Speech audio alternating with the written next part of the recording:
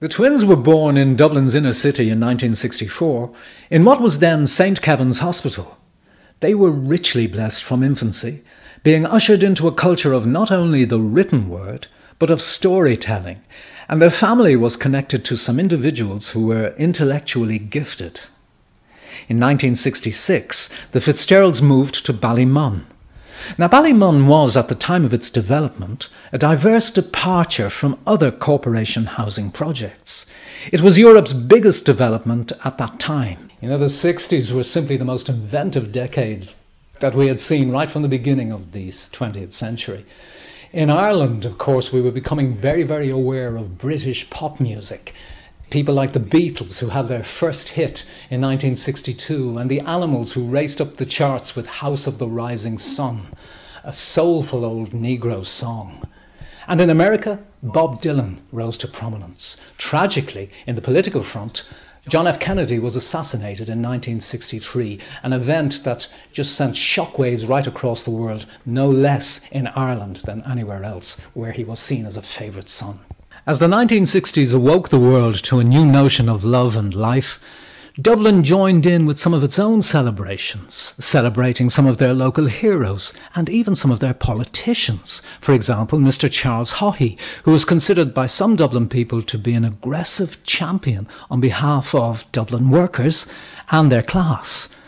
De Valera's image of the colleen at the crossroad dancing was fading like a dim light upon the cobbled streets of yesteryear, and Europe's worst slums and their harrowing cry of poverty and sickness were being drowned out by the sound of construction work as the city's skyline became home to the visible icon of prosperity, the crane. In a neighbourhood that sat next door to Ballymun, the sound of the construction work came to a silent hush. The year was 1973, and the neighbourhood was called Finglas South. It was against this background, and that of the new Dublin, that the Fitzgerald twins and the rest of their generation were growing up.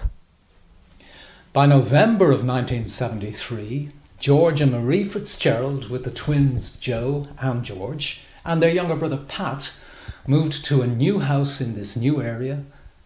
The new house was their very first.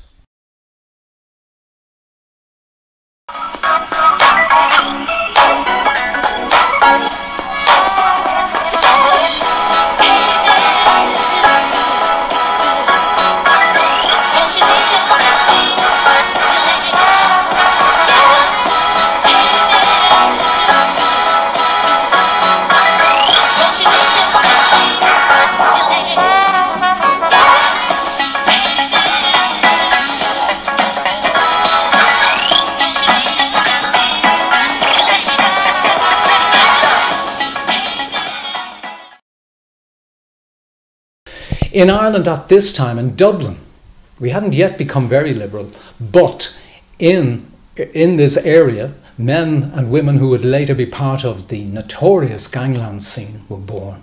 But also at this time, there were those born who would bring the good news of true freedom. The dreams that led George Fitzgerald into boxing, then music, and later into the world of books, all began in a little bedroom in Finglas, in the imagination of a small boy.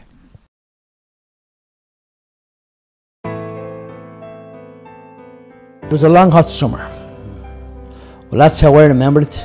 The neighbourhood was enveloped in the sounds and the languages of our streets, which rushed through the open window of my bedroom.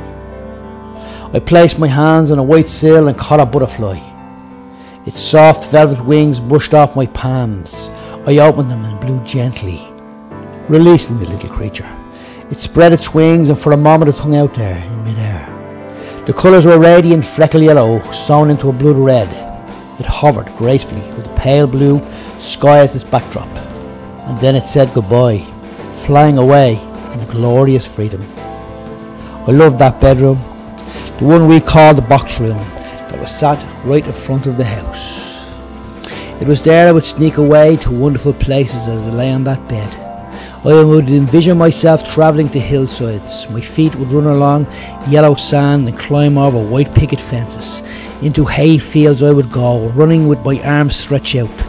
the tips of my finger gently gliding off the tops of the golden hay. The wind was with me, the summer sun kissing my face, embracing me with a great friendly smile. I dipped my feet into rivers, the water warm, full of fish dazzling in colour. At the slopes of the hillside were rabbits and horses, and they would all gather. Everyone was friendly.